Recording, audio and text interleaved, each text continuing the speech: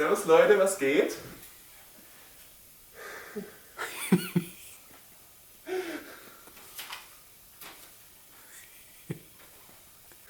Kannst du wieder rausgehen? Kann mich komplett verpissen, ja, ist mir egal. Ja, okay, warte, wie fange ich an? Nee, okay. Film einfach durch, okay? Ja. Ich mache mal kurz das Reinlaufen abgehindert. Ich brauche bloß den ersten Satz, dass ich einigermaßen das Ding habe.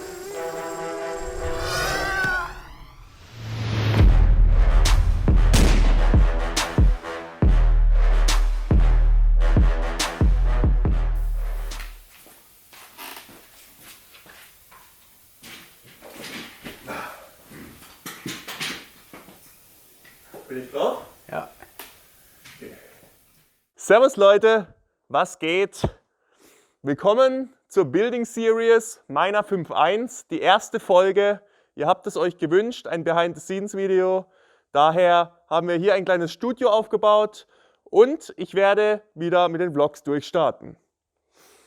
Für dieses Video habe ich mir Folgendes überlegt. Und zwar, ich habe meine 5.1 ja jetzt schon eine ganze Weile. Ja, also was für Teile und so dran sind und für den Umbau, da werde ich nochmal in einem anderen Video ins Detail gehen. Ja, ich habe sie jetzt seit 5 Jahren und in der Zeit ist einiges passiert. Und deshalb habe ich mir überlegt, ich tue euch einfach mal etwas von der Geschichte dieses Bikes erzählen. Angefangen hat alles vor knapp 5 Jahren, als ich in Facebook ein Inserat gesehen habe von diesem Bike. Es war schon fertig umgebaut, es war ein Händler in Dorsten und der hat dieses Bike fertig mit Supermotofelgen und großer Bremse angeboten für, ich glaube, 10.500 € damals.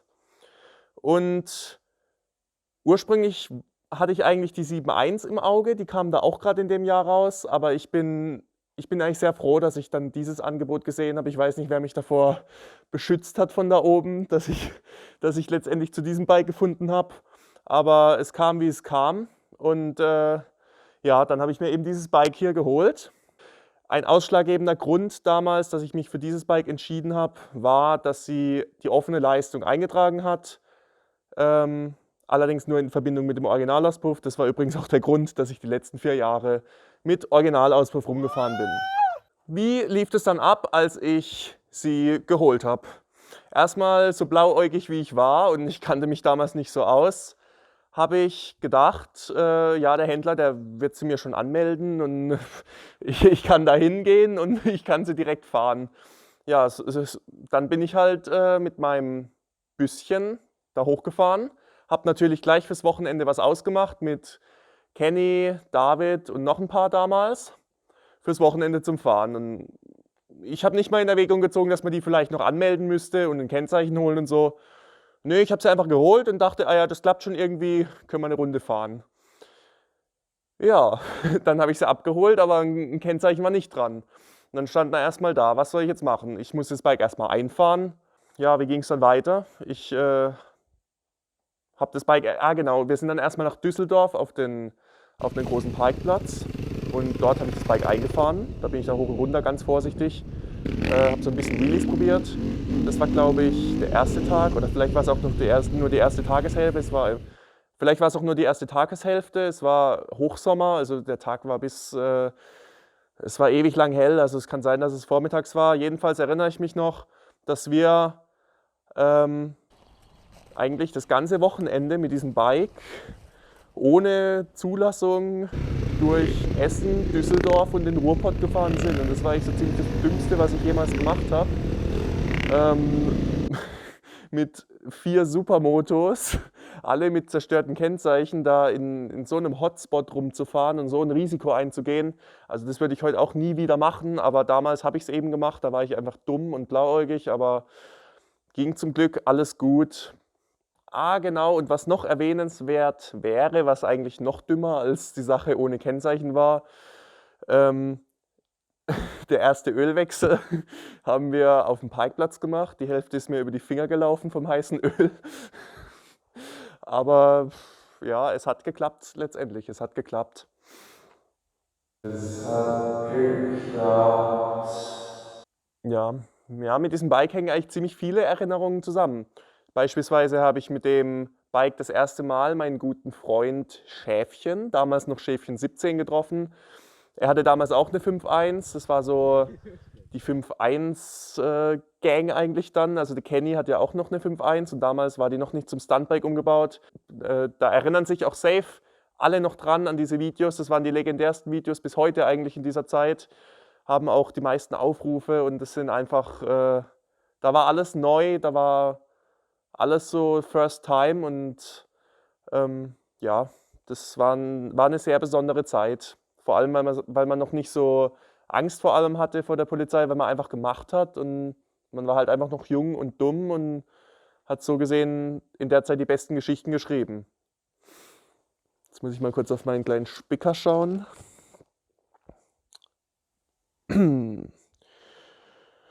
Ja, mit diesem Bike, ich habe viele Jahre was erlebt. Es hat in der ganzen Zeit 3 Dekore gehabt. Also ursprünglich das Weiße, das kennen sicher viele. Das war ja, das Ursprungsdekor, das kennen sicher alle von euch, das Weiße.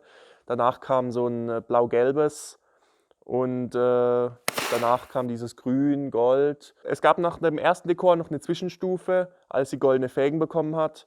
Das lag daran, dass ich mir mit 2 Stürzen einmal die Hinterfelge kaputt gemacht habe. Da bin ich in die Leitplanke gefahren, da hatte die so einen Schlag. Und bei einem anderen Unfall, der war etwas heftiger, da hat es mir die Vorderbremse eine Schraube gelöst und dann hing die so an der Bremsscheibe. Ich habe es nicht deuten können, wollte ranfahren und habe dann Bremse gezogen. Dementsprechend hat sich die Bremse dann hat zugemacht, hat sich hochgezogen und zwischen den Gabelholmen verkantet und blockiert. Aber dazu mache ich dann nochmal ein separates Video, weil das ist eigentlich ein sehr wichtiges Thema. Das wollte ich damals schon machen, deswegen habe ich das auch nie gezeigt. Aber ja, kam dann nie, wie so vieles, was ich mir vorgenommen hatte. Ja, was war noch mit dem Bike? Ich war das erste Mal am Gardasee. Ich war die ersten Male in Italien. Es waren überall eigentlich mit diesem Bike immer so die ersten Male von meinen ganzen Abenteuern und was ich so erlebt habe. Ähm, ja, muss ich schauen jetzt. Nach meinem Gardasee-Trip habe ich, das war so die Zeit, da war ich gerade am Kipppunkt üben und Wheelies, Kennzeichenschleifer war mein großes Ziel. Und da war ich ja mit dem Leo am Gardasee und das war so die Zeit eigentlich, wo ich gerade so am Kipppunkt war, aber noch nicht geschafft habe, einen Kennzeichenschleifer zu machen. Und mit diesem Bike habe ich auch meinen ersten Kennzeichenschleifer geschafft.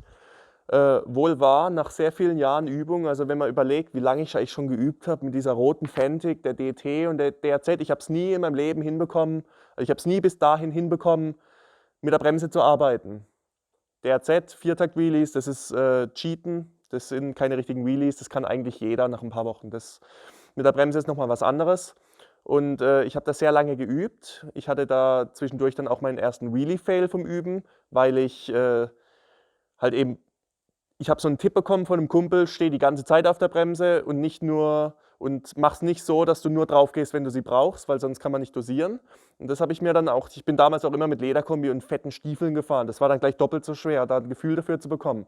Und das hat mir dann geholfen, so ein Gefühl reinzukriegen, dass ich so ein bisschen dosiere. Und jetzt zurück zum Wheelie-Fail. Das ist dann passiert, dass die Bremse einfach überhitzt ist, weil ich da, glaube ich, 20 Minuten lang nur am Schleifen gefahren bin und so motiviert war zu allem, dass dann irgendwann einfach die Bremse nicht mehr funktioniert hat. Zeige ich euch auch den Clip dazu, den kennen sicher einige von euch. Das war mein erster Wheelie-Fail. Genau, und dann erinnere ich mich noch sehr gut daran, da bin ich vom Gardasee zurückgefahren. Der Leo hat damals in München in der Nähe gewohnt und dann auf dem Heimweg zwischen München und wo ich dann hin musste, war dann Stau und dann war gerade noch Sonnenuntergang und es hat sich gerade angeboten, weil da so eine Ausfahrt war und ich keinen Bock auf Stau hatte, dann bin ich einfach rechts rausgefahren bei so einer Ausfahrt. Ich glaube, das war Höhe Märklingen und das Video habe ich auch nie gezeigt irgendwo von meinem ersten Kennzeichenschleifer, aber ich habe die GoPro einfach auf den Boden gestellt und habe halt die ganze Zeit versucht. Und irgendwann hat es dieses Geräusch gemacht. Das war zwar nicht stark, aber es hat dieses Geräusch gemacht. Und das war einfach so dieser Moment, wo ich mir dachte, ich habe es geschafft. Ich habe es einfach geschafft, was ich seit 5 Jahren oder wie lange ich schon Motorrad fahre, was ich bewundere, habe ich geschafft mit diesem fucking Bike. Und mit diesem fucking Bike. Ja, jetzt, ja, das war so mein Highlight eigentlich von diesem Jahr. Das war noch damals mit dem hellen Dekor, als dann das zweite Dekor kam. Das war dann so nochmal eine Stufe drauf. Ich glaube, das war 2017. Da habe ich dann neue Leute getroffen, wie zum Beispiel den Nico DT, der damals bis heute eigentlich ein krasser Wheelie-Dude ist, der damals schon ewig lange Kennzeichenschleifer gemacht hat und mich sehr inspiriert hat dazu, das eines Tages auch zu können. Mit dem Bike war ich jetzt auch schon 3-mal am Wörthersee.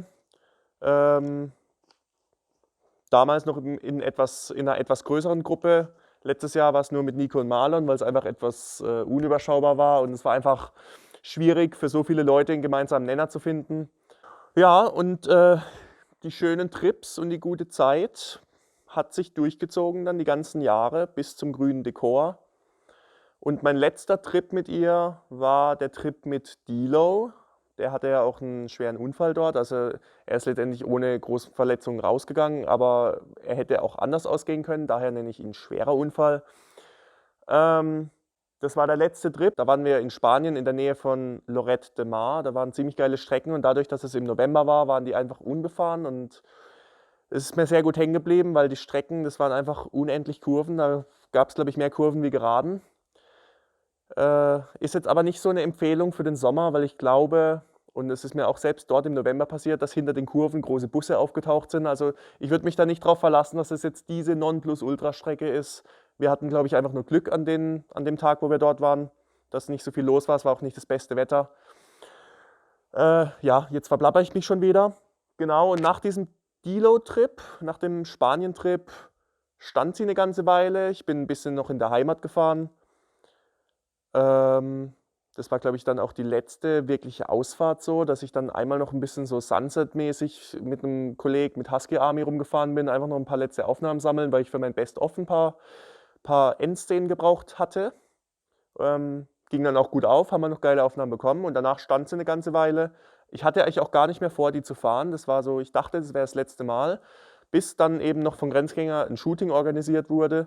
Und da musste ich sie ja nochmal rausholen. Sie war noch fahrbereit, aber sie war extrem runtergeranzt. Wirklich, sie war extrem runtergeranzt, dass die Leute, die sie zum ersten Mal gesehen haben, gedacht haben, fuck man, was ist denn das für ein Teil? Aber sie fanden es irgendwo auch witzig.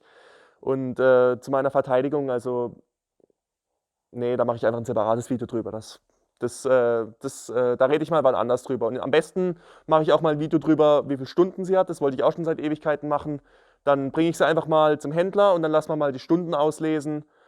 Ich schätze ja so, die wird so zwischen 300 und 400 haben. Ihr könnt gerne auch mal in die Kommentare schreiben, was ihr schätzt, wie viele Stunden sie hat.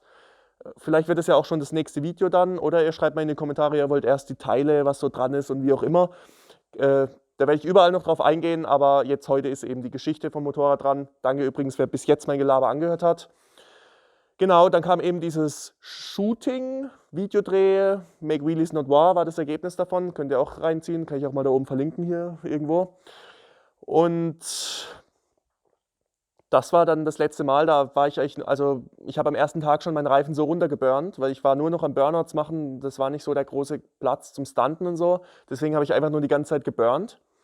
Und das ging so weit, dass ich eigentlich am ersten Tag schon keinen Reifen mehr hatte. Und der Benny hat mir zum Glück dann noch einen Ersatzreifen von ihm aufgezogen. Und dann habe ich den zweiten Tag auch noch rumgeburnt. Einfach nur wie blöd, geburnt und nochmal geburnt, bis den Reifen zerwichst hat abends. Dann ist dunkel geworden, es hat geregnet. Und das war so die letzte Stunde von diesem Bike, wo ab da stand sie dann eigentlich bis Sommer. Und ihr kennt ja auch dieses Bild, wo die so wie so ein Haufen zusammengestellt ist. Ganz viele haben gefragt, warum stand die da so? Ich hatte keinen Unfall, falls ihr das denkt, sondern es wurde einfach nur seit diesem Shooting geplant, dieses Ding aufzubauen, aber es hat sich dann so gezogen. Da ist ja letztendlich alles gemacht und es ging so los, dass wir halt erstmal das Fahrwerk wegschicken mussten. Das war auch der Grund, dass die so zerlegt dastand, weil das Fahrwerk einfach schon ausgebaut wurde, zum Überholen weggeschickt wurde, da ich ein Supermoto-Fahrwerk auf mein Gewicht abgestimmt bekommen habe. Ja, Motor war, glaube ich, noch drin, aber ja, eben das Fahrwerk war einfach draußen. Das war der Grund, dass sie so da stand. Und dass nur ein Reifen dabei war, lag daran, dass ich halt eben diesen Neonreifen, den ich hinten dran hatte, einfach in die, genau, die 300er hat ja zu der Zeit, dann war dann die Supermoto und da habe ich einfach die Reifen geklaut. Ihr seht, da sind jetzt wieder goldene dran. Ne, das schneiden wir raus. Genau, und das war einfach der Grund, dass sie so da stand. Und das ging dann Step by Step, dass wir alles so gestrippt haben und den Rahmen dann weggeschickt haben, den Motor weggeschickt haben. Aber wie gesagt, was alles gemacht wurde, das erkläre ich nochmal im Detail in einem anderen Video. Ich denke, ich habe an dieser Stelle genug gesagt zur Geschichte. Bin selber überrascht, dass ich mich noch so gut an alles erinnern kann. Ich hoffe, das ist jetzt nicht zu lang geworden, aber in diesem Sinne, vielen Dank fürs Zuschauen. Tschüss.